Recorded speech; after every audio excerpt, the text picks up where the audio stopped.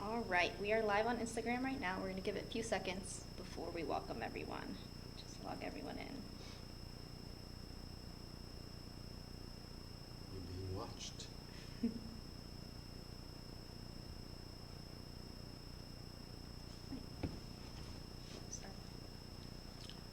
Good evening, everybody, and welcome to Happy Hour with Artistic Director Ronnie Koresh, Artistic Director of the Koresh Dance Company. Happy Easter, happy Passover, and hopefully you have very calm Corona days. I'm here with Kayla Perez Vega, who is going to convey all your questions that you have for me. And I hope you have a glass of wine with you, and so we can ease into it really nicely and enjoyably. So I'll hand it to Kayla to start with questions that some of you have submitted online, and if there are some questions that you have right now, you can call or text or whatever it is that you're supposed to do, and then I'll do my best to answer whatever you need to hear. Great, thank you, Roni. So once again, I will be managing the questions. I want to thank everyone who submitted via our website, Instagram, and Facebook. This series also will be answering questions in real time. So if you wanted to comment below, either via Instagram or Facebook, we will be more than happy to answer those questions as they come in. So to kick off, we are going to go to a question from Jill. Kind of having you reflect back. And her question was, who is your favorite teacher that you have taken from and why? Wow, that's a very potent question. Who's my favorite teacher? And why? Okay. I've had many, many teachers that were brilliant in my past, in my road to having a career as a dancer. And I don't really think that there is one particular favorite teacher that was really made the most impact. I think that every teacher in their own right has given me a direction, inspiration, and knowledge to use later on in my career as a performer, and later on as a choreographer and as a teacher. So that's the beauty of being able to be, taking classes from a variety of teachers and not just one. The thing is that, when you look back and who's giving you the first opportunities to realize that you're even interested in dance, I guess those are the people that I look very fondly about, and I think of them, and most of my teachers have become very, very good friends of mine. So I would say, my first dance teacher, his name was Micha Gera. And later on, it was Micha Derry. My second teacher was Alida Gera, which Micha took me to my second teacher.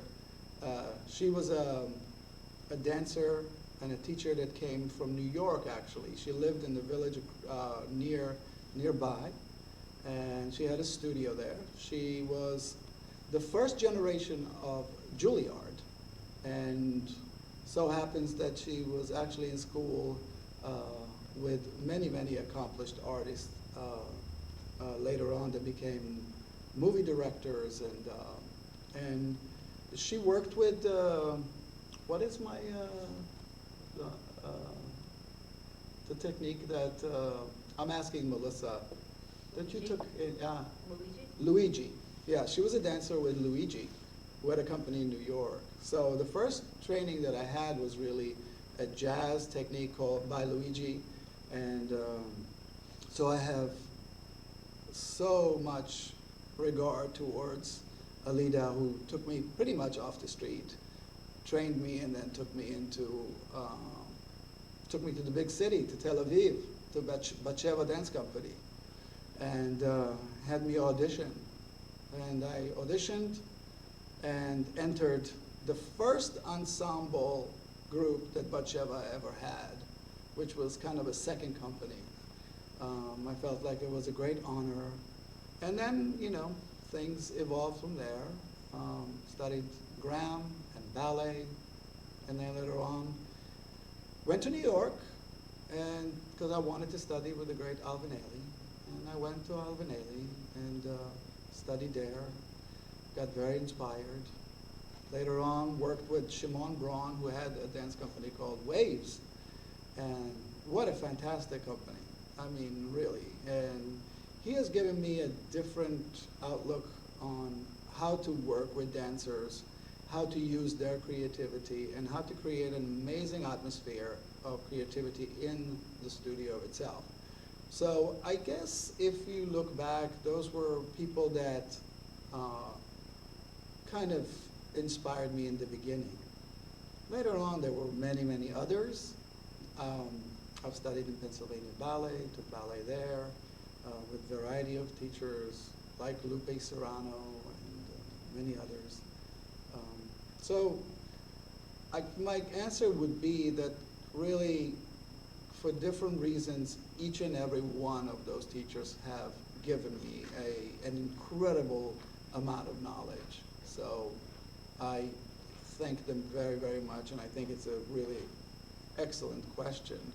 I tend to forget about, sometimes we are so ahead, and maybe this time that we are, at home, cooped up at home, we have time to reflect on those things. So thank you for the questions. It will actually make me maybe create some contact with those people again and have some gratitude towards them. Thank you. And then going off of that, if you're able to reflect, was there, through these mentors that you have, dancing with different dance companies, was there a moment or a teacher that influenced you so much that you implemented it into your teaching style? Right now, obviously you teach here, you've taught at universities, you have a group of dancers. Is there something that you took from someone else? I think everybody that I've worked with, or any choreographer, and if we're talking about choreography, that's different than teaching. A lot of people, take for granted that, being a creator and being a teacher or being a dancer is the same thing. They're not the same things. They're completely three different things. Yeah, being a great teacher, not necessarily you have to be a great dancer or you don't have to be a great choreographer. The ability to inspire people and deliver information is a talent by itself.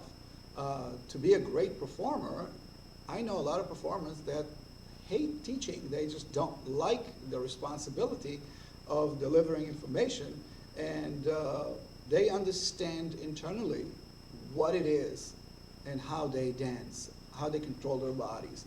And to understand another person's body is very, very different. So that's really for the performer themselves. Now, as a choreographer, that's a whole different talent. I know choreographers, they actually have danced very little. And they base their artistic creativity on the people at hand. And they draw all of the information actually from the dancers. And that's why we call them directors. Yeah? There's a difference also between a director and a choreographer. You can be a choreographer and a director at the same time. But directors have the ability to take information and turn it into a somewhat a narrative or a cohesive idea that will be performed on stage. Choreographers, in general, the beginning process, most of the movement comes from their own bodies, their own ideas, and their own style of movement.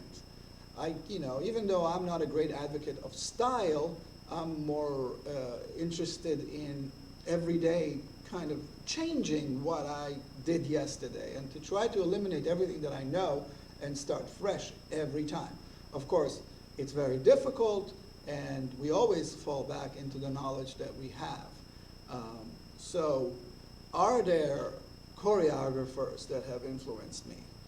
Oh, so many. I mean, from Martha Graham to the great Alvin Ailey to Mr. Donald Byrd, who I just had a conversation with about an hour ago, to Ohad Naharin, to Itzhak Galili, to Robert Battles, to Paul Norton Selwyn, and so many others. And I think that my greatest inspiration as a choreographer has come from my own dancers.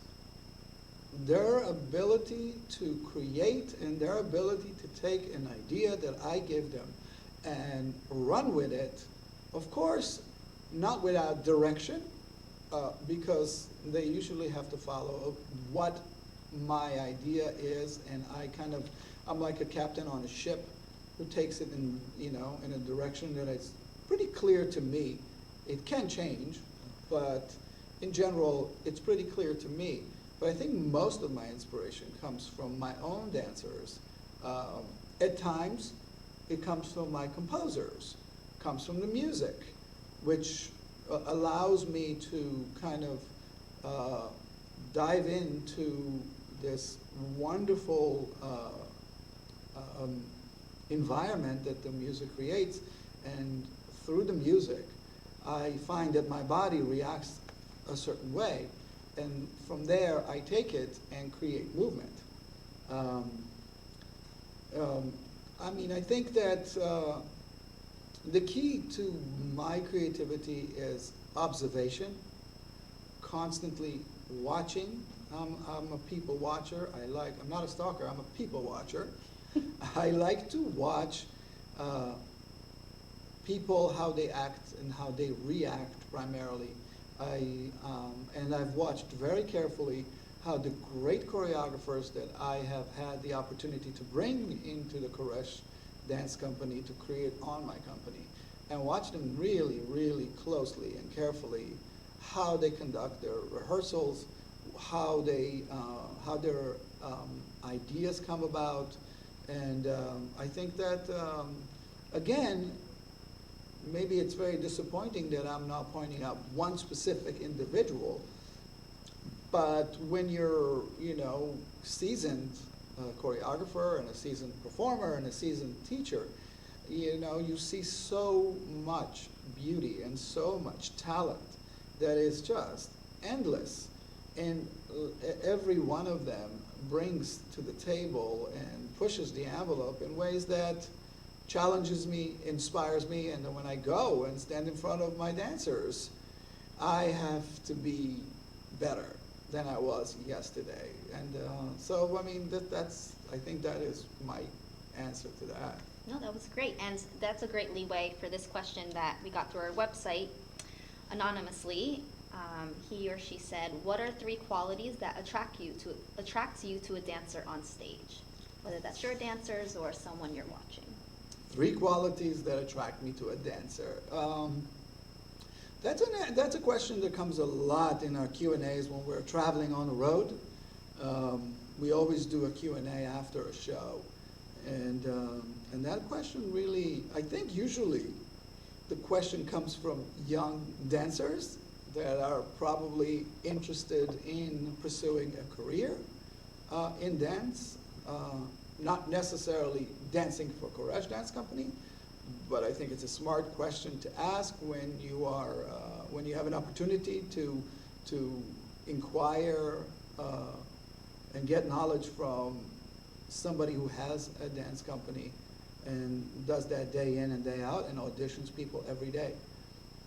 I think that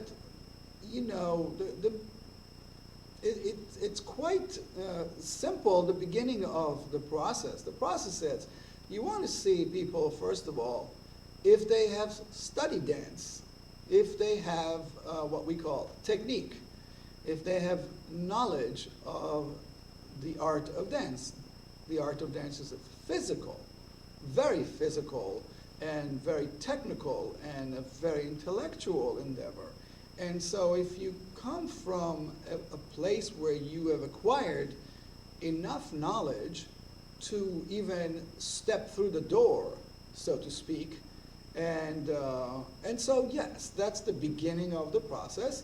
You stepped in, you went through the first cut, as we call it, and it's exciting to see somebody who has a beautiful body, knowledge, technique. But then you have to go to the second cut in the audition. And it is, you know, looking, for me personally, is when I view dancers, I kind of, you know, usually there's about 50 people in a room, minimum. You know, the last audition we had 200 people. And, you know, you have to split them up, and you have to run the audition in 2 studios. And I'm running up and down, while my dancers are giving them information that is the audition. And, but I find that I don't look at the room individually. I look at the room and kind of see what pops up. Where is that light shining from? Where is my eyes going? Where is this, you know, person or aura, you know, where's my eyes going? And I look and I look, and then I stop because something is happening somewhere. It could be at the back of the room, all the way in the back. And, you know, in auditions, people like to push themselves in the front because they want to be seen. Oh, it really doesn't matter. When you're a seasoned choreographer, you know where to look. You look at the whole room. And so that's what I look at. And then I come back again and I say, oh, wow, my eyes are still going to that individual or a few individuals. And that tells me something about that person, that when they're going to go on the stage, they are going to capture people's attention. Because you can be on the stage for an hour and people will fall asleep or be bored or look at somebody else. What the first thing you want to do is to be able to capture somebody's attention. Then they will listen to you and watch you perform. So, once I see those people, since the first cut was their physical abilities and their technique, so they're already good enough. Now, what do they bring to the table? Which is, okay, you got my attention now. You got my attention. Okay. Then we go to the third thing, is a conversation with the person. I invite them for coffee, we sit down, and we talk. And I look in their eyes. I look in their eyes. I hear what they say. I want to know, where do you see yourself in a year from now, in 2 years from now? How much do you really love it? Is it something that you can't do without? Are you the complete artist? Because the fact that you can do certain things and have innate abilities to capture attention and have physical prowess doesn't necessarily mean that you are a complete artist. It means you can do it. Now the next thing is really how much are you willing to sacrifice? Because it's a difficult profession. It's a difficult profession. You have to come in every day, take ballet class, and then rehearse for 4 hours. And then, you know, the pay is not that great. It's not. It's a symbol. It's a symbol of appreciation. And once you get paid, you become a professional dancer. Because now you have a job. And so you have to travel, you have to tour, you have to dance in cold rooms, you have to get on stage and stand there for hours while somebody is putting lights on you. And then rehearse, and then perform, and then go look for food at 11 o'clock at night in Alabama. Of quite difficult. You have to find anything open. So it is a rough endeavor. But if I see in their eyes the same passion that I had when I was a kid and when I started, if I see anything like that, then I think it's the beginning of a relationship with a dancer. And so I can tell you, I mean, I've sacrificed everything to be where I am today. I love it even more than the first day that I started dancing. And, we're doing a virtual, Q&A while I'm having a glass of wine and we're sitting 6 feet from each other and we can't get into the studio. That has brought up a lot of things that we take for granted. And I think that the fact that we can't do it day in and day out breaks my heart, but it teaches us. There's a lot of reflections. I know that when all dancers and all musicians and all bartenders and waitresses and business people will go back to work, they will not take it for granted. And the complaining will probably reduce itself, at least for the first 6 months to a year, to zero. And I think that the energy will be phenomenal.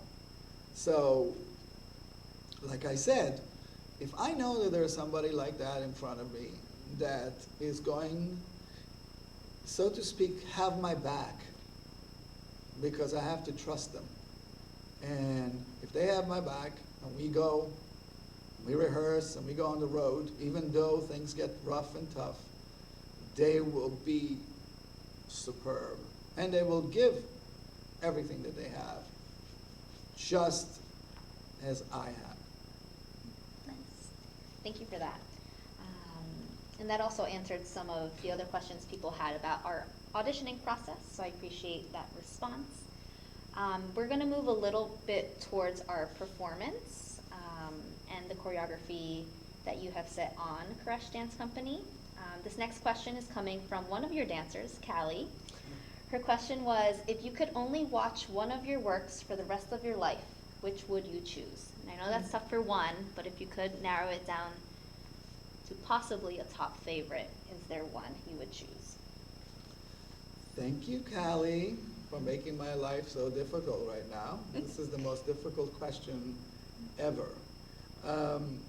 I always reflect on my work, and every now and then I kind of watch it. I don't usually like to watch it so much. I have to be in a really specific state of mind, probably removed from myself as a choreographer and as an artistic director, to be able to watch it just like a viewer.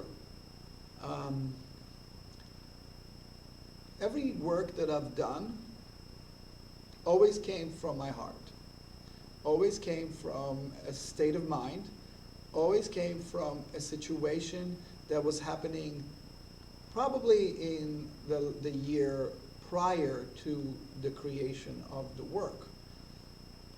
So my work is really kind of a history book.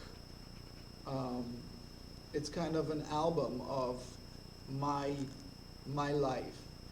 And I think that every time I watch a work, I get sent back in time, and the memories flood of the people that I've worked with, the dances that performed in it, the struggles that happened at the time, the good things, the bad things, my losing sleep, trying to figure out what this work wants from me.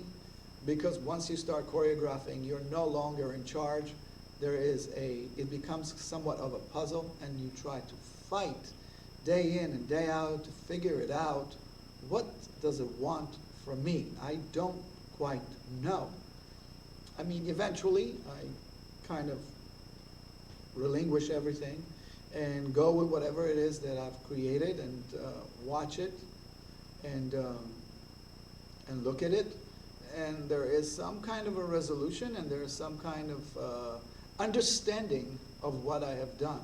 I love the fact that by the end of the work, I look back and I go, wow, now I know what I have done. I had no idea, because you're like almost in this dark room, moving stuff, moving furniture, moving chairs, moving this, and then you turn on the lights, and then you look at the room and you see, oh, wow, look at this configuration.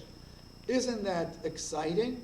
Sometimes you go, oy vey, you know, but you get a chance to redo it and do it again. So all of the works I love for different reasons, for very different reasons. You know, even if the work itself at the time of the creation was really tough,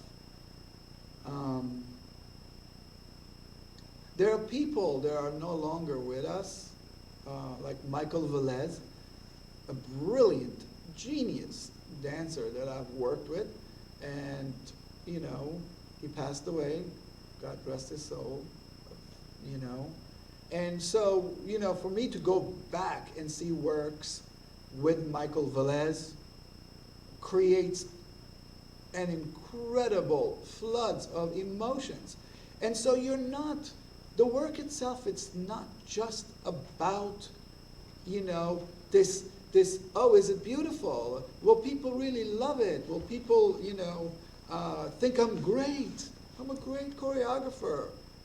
No, it's about imprinting people in history. They live forever. Most performers don't ever get to see themselves perform. And that is the most devastating thing that you could ever do. You could see yourself on video. And you know, we never like ourselves on video. We don't like our voice. We don't like our bodies. We always self-critical. But when you perform on stage, it's a dialogue that exists right there and then, and it will never repeat itself. But you imprint yourself as a performer in the brains and the imaginations of the audience, and that's, to some degree, some kind of an immortality. And that's what's beautiful about the arts of performing. You become immortal, and not necessarily on video or any such thing. It is a moment in time that we have to connect with people and to live in their minds forever. I remember dancers that I've seen when I was 10 years old, and they are still in my mind vividly, and I am just always reminded how beautiful that particular person that performed was. So when I look at the first works that I've done, I see a naive choreographer with so much passion and so much honesty and so much rawness that sometimes I'm embarrassed. And when I look at my work today, which is a lot more sophisticated and with a lot of knowledge and with refinement, maybe more refined dancers, I look at that and I go, oh wow, which is better? Which is better? I don't know. What do we value more? What do we value more? Honesty, naivete, true passion, and the desire to create and to be a part of something that is larger than you, or the ability to conduct things with ease and beauty and I you know, I don't know. So I'm sorry, Callie, and I love them all for very, very different reasons. Good answer. So this next one, similar to what you were mentioning, you mentioned for a bit that it feels like sometimes when setting work, it's like rearranging furniture, and then when you turn the lights on, either on stage or seeing it in a different light through video, that experience for you. But now that we're reflecting as we approach our 30 years, the question would be, what is your experience if you were to bring back a work? Do you give your, first, what is that experience for you? And do you give yourself permission to rearrange some furniture some more? Or do you kind of stay true to what that was at the time, your creativity, the dancers in front of you? What is that like light switch when you turn it on again? That is really a fantastic question, because we are going to be 30 years old. And I've always thought, okay, what do I do when we celebrate a milestone like that? I do want to celebrate 30 years. I do want to bring works from the past, and I've done that. On the 20th anniversary, we brought works from 30 years ago and put them on the stage. So I think that I'll go first to the question is, will I rearrange the work itself, given the opportunity, and through the eyes of a much more knowledgeable person, would I fix it, so to speak, you know? But if I do that, I remove myself from it. The beauty of seeing works from the past is it represents a particular time in history. So if you do a work from 1991, you know, and you kind of rearrange it and make it more, you know, appropriate to our time right now, then it's not 1991. You want to see 1991. You see, you want to see Ronnie at the age of, 28 or 30, the creative process then. You want to see the input that the dancers in that era, their input in there. So no, I will not change the choreography at all.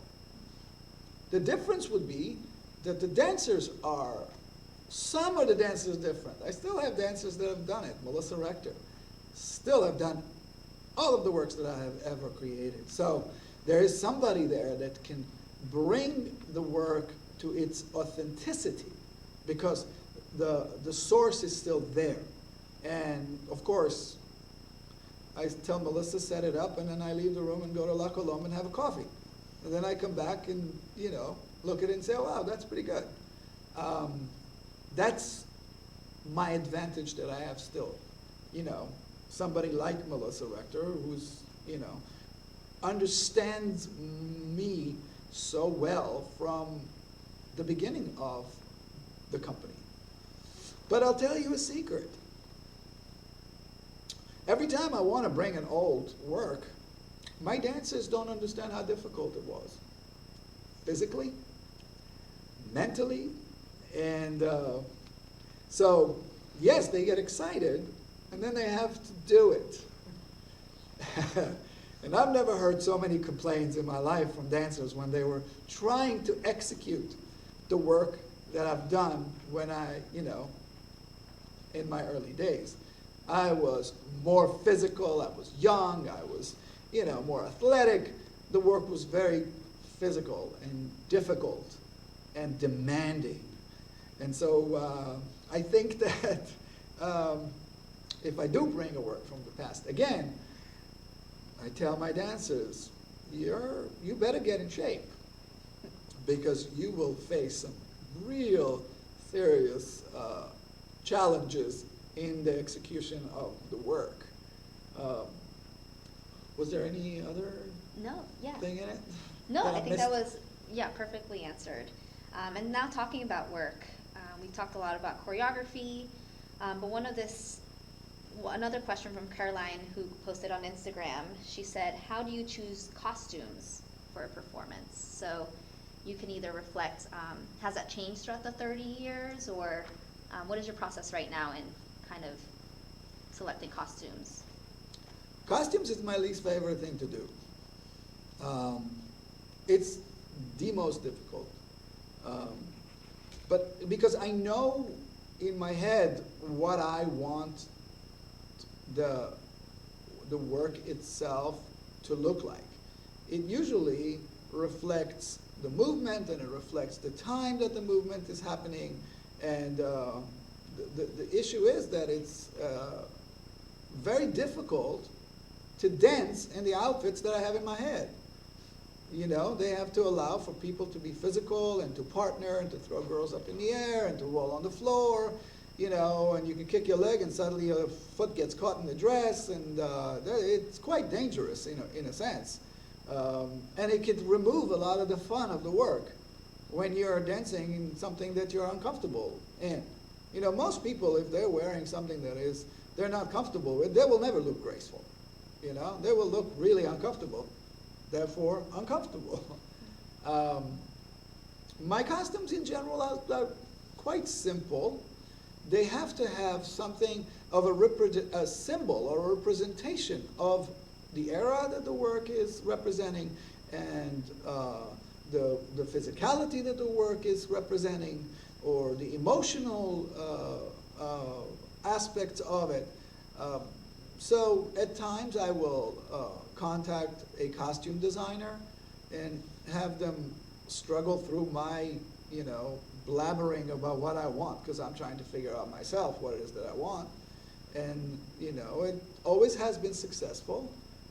It's a struggle. It's, you know, taking my idea of what I see and delivering it to somebody who is going to make it come to life.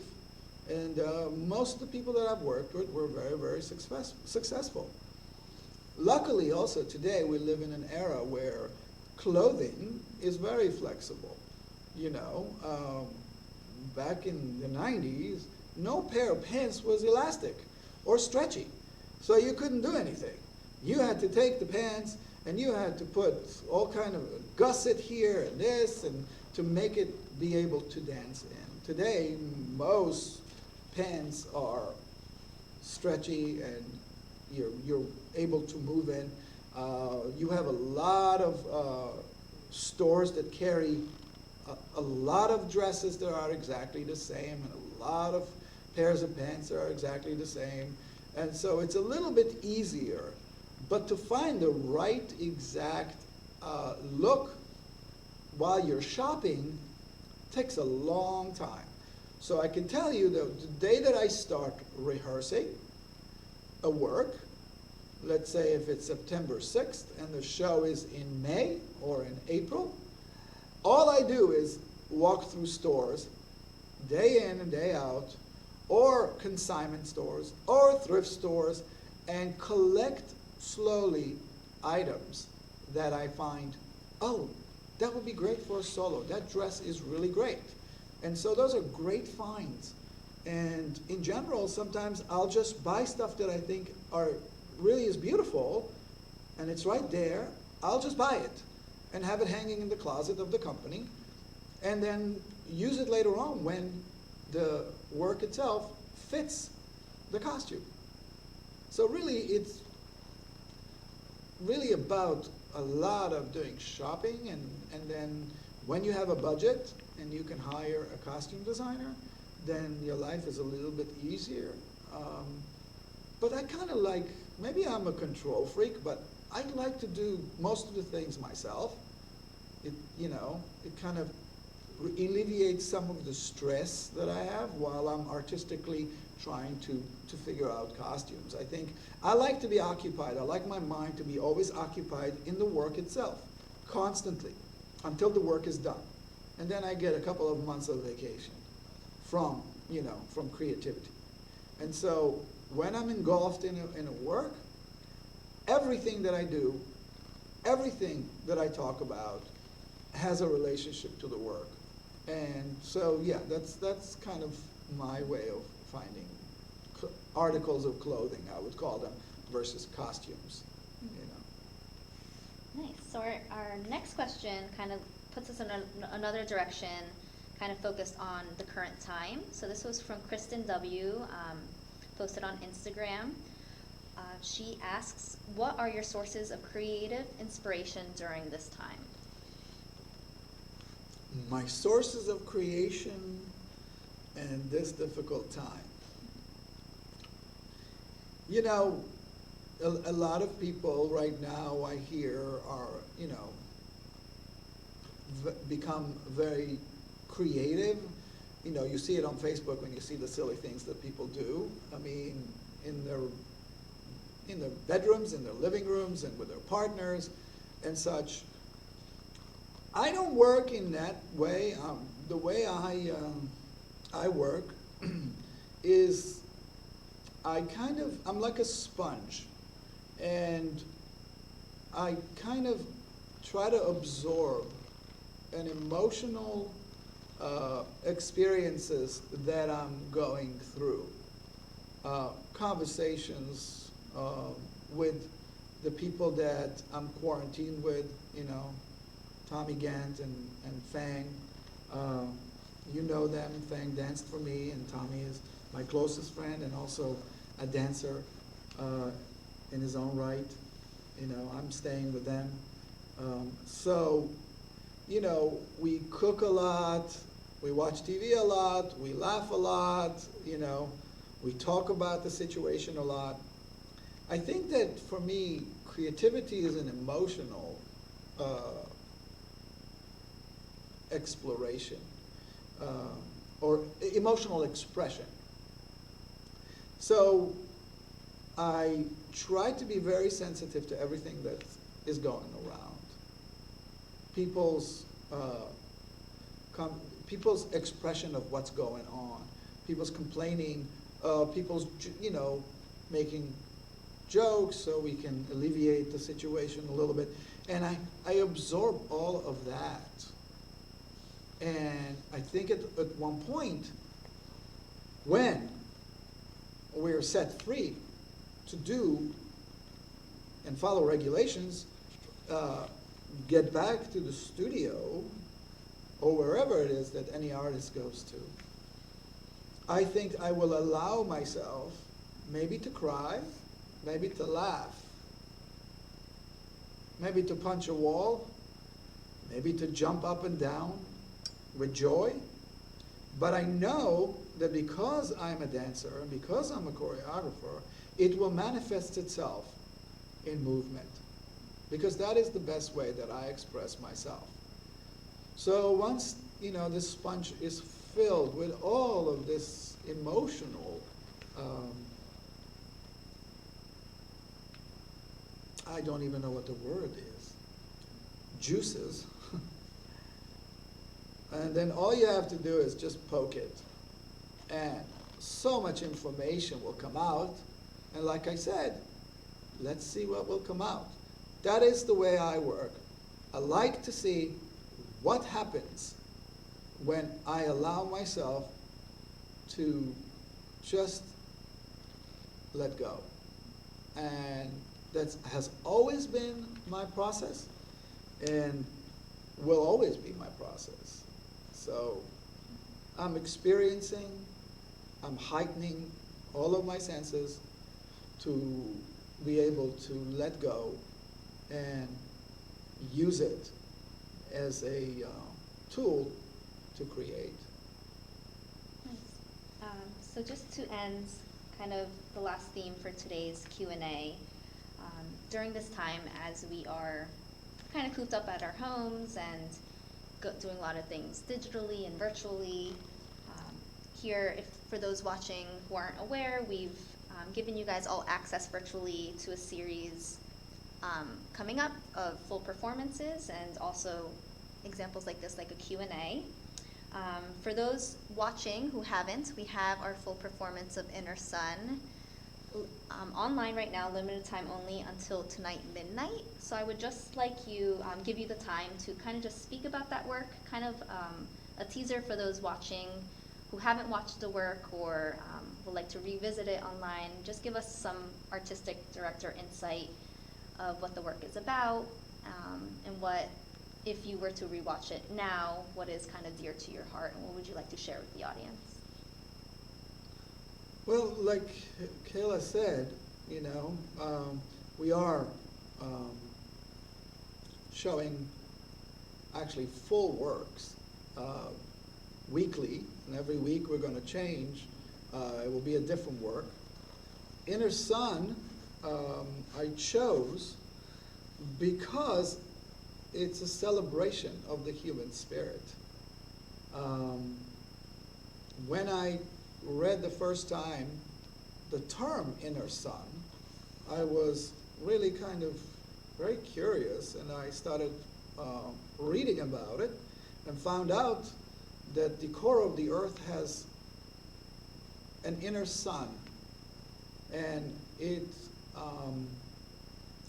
is twice and maybe more the heat of the sun that we have outerly, yes?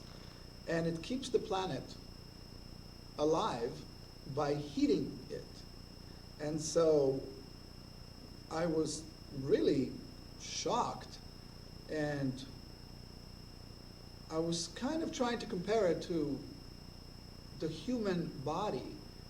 What if we had an inner sun in us? And when I was thinking about it, I thought about, okay, what would it be? What would it be? What is humanity's inner sun? And I think it's our spirit, it's our soul. It's something that keeps us alive, pushing us forward, making us be creative, and if we can connect to it, I think it's a reason to celebrate. And so I wanted to create a work that really deals with the human spirit, and in a celebratory way. So it's a representation of, even though how we are right now, we will prevail, we will be back. I can promise you that. I sound like Arnold, I'll be back. But we will be back, stronger than ever, kinder than ever, more experienced, more seasoned, and more appreciative of everything that we have.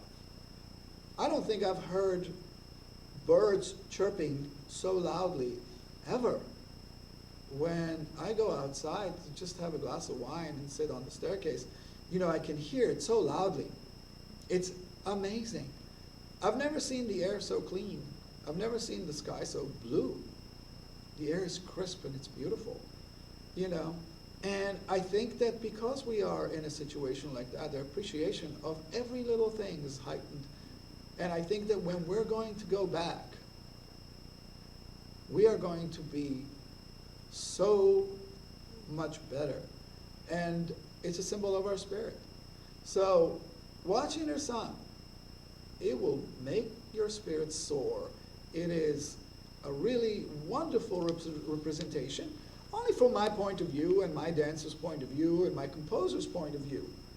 But I think that you might jump up and down dancing in your own living room or your bedroom when you're watching it. So please don't miss the opportunity, and take the time, escape a little bit. You know, you have your own little theater at home. And if you can't come to us, we'll come to you. And I promise we will continue doing that via virtual classes that we give every day here, you know, and all kind of little notifications. If there's something very exciting that is happening, you will be a part of us, and we will be a part of you. So really take the opportunity, and I will see you next week at the same time. And if you have more questions, it will be fantastic. I'm having a great time. I feel like a superstar for an hour. So thank you, and have a great evening. Great. Once again, thank you so much, Roni Koresh. Thank you, Kayla. For those watching, you can visit our website, koreshdance.org, for updates. Once again, we have a series of virtual classes going live, and they are updated weekly. We also have the weekly full performance access, which can be access Facebook and our website, and then these series of Q&As. Q&As, once again, you can submit your questions early or do them in real time. We want to thank you for joining us. Any And tell a last words? friend. Yes, tell a friend, share it, and we will hopefully see you soon, virtually. Thank you, guys.